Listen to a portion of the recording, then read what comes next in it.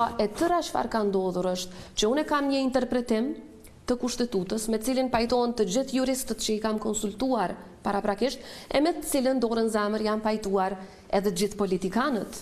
Përfshi edhe vetë kryeministrin deri në natën finale e pastaj është konfirmuar edhe nga deklarata të zyrtarëve të ndryshëm të vetëvendosjes, të cilët e kanë sqaruar edhe pas dekretit tim, që pas datës 5 mars do të ishte e pamundur të zgjidhej një president.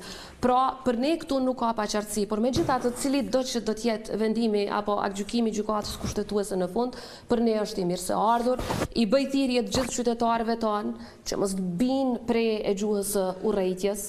Është gjëja më normale në një shtet demokratik që institucionet të kenë interpretime të ndryshme, dhe siç e përmenda, kjo ka ndodhur me 10 raste më herët.